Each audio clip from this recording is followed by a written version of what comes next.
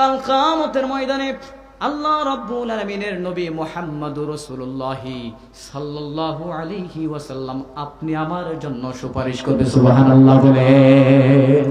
আল্লাহর নবী বলেন লা ইউমিনু আহাদুকুম হাত্তা আকুনা আহাব্বা ইলাইহি মিন ওয়ালিদিহি ওয়া ওয়ালাদিহি ওয়ান নাসি আজমাইন। আল্লাহু আকবার বলেন।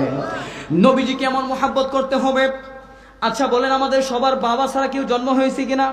সবার বাবা আছে, আপনার বাবা আছে, তার বাবা আছে, তার বাবা আছে, তার বাবে বাবে কার পর্যন্ত যাবে বলেন? নবী পয়গম্বর আদম আলাইহিস সালাতু ওয়াস সালাম পর্যন্ত যাবে কি যাবে না বলেন? আল্লাহ রাব্বুল আলামিন ওই দিনটাকে এমন ভাবে আমাদের সামনে উপস্থাপনা করবেন যেই দিনে কেউ কারোর আপন থাকবে না।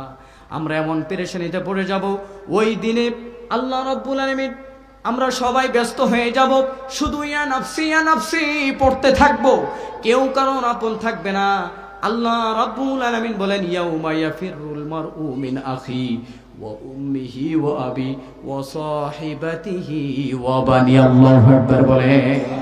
ওই দিনে আমরা সবাই বাবা আদমের কাছে সবাই চলে যাব, যাই বলবো বাবা দুনিয়ার আদম, আপনি তো আমাদের সবার বাবা। আজকে আমরা সবাই পেরেশানিতে পড়ে গেছি।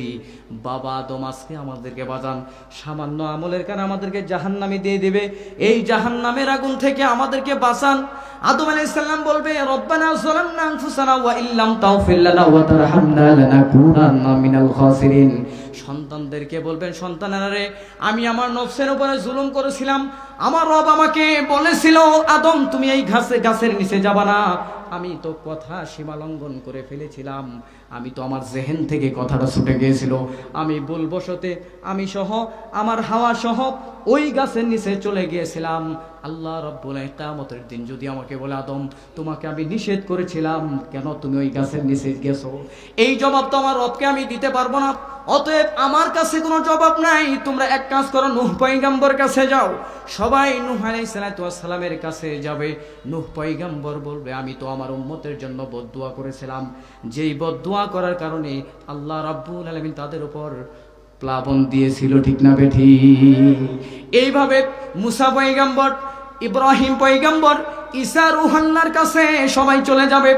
ঈসা রূহুল্লাহর কাছে যাওয়ার পরে ঈসা রূহুল্লাহ বলবেন আরে বান্দারা আমার, তোমরা এত কষ্ট করছো ভাইরা আমার, তোমরা তো যেই নবীর উম্মত, আমিও তো সেই নবীর উম্মত, অতএব তোমাদের আর দৌড় পাড়া চলবে না, তোমরা অনেক পেরেশানি তো করছো, অনেক তোমরা টেনশন করতেছো, অতএব তোমাদেরকে একটা সঠিক পরামর্শ দিয়ে দেই, ওই পরামর্শ আমি যেখানে যেতে বলবো সেখানে যাও।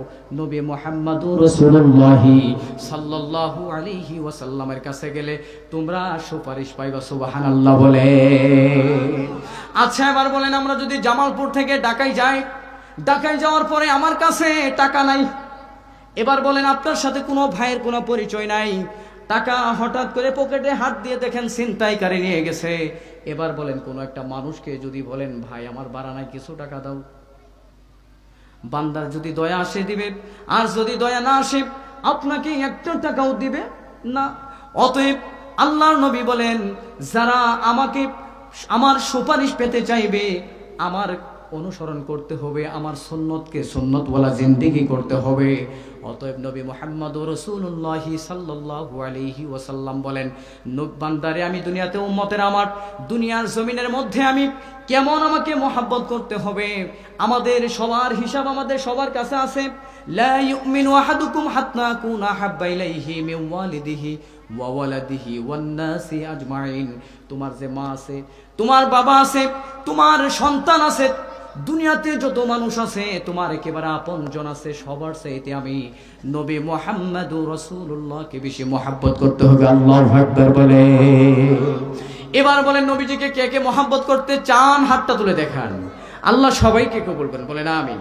এই জন্য নবীজিকে মহব্বত করছে সাহাবাই কেরাম এমন মহব্বত করছে, আল্লাহর নবী বলেন একজন সাহাবীর আমল যদি একটা পাল্লায় রেখে দেওয়া হয়, আর সারা বিশ্বের মধ্যে যতগুলো ঈমানওয়ালা মানুষ আছে, যারা ঈমান আনছে ঈমানওয়ালা মানুষ আছে, প্রত্যেক নামাজের সময় গিয়ে মসজিদে সেজদা করে, 5 ওয়াক্ত সেজদা করে, নফল পড়ে, আবার তাহাজ্জুদ নামাজ পড়ে, ওরকম বান্দাদের যদি সবার যদি আমলগুলো যদি এক পাল্লায় রেখে দেওয়া হয়, আমার একজন সাহাবীর পাল্লা ভারী হয়ে যাবে। আল্লাহু আকবার জোরে বলেন।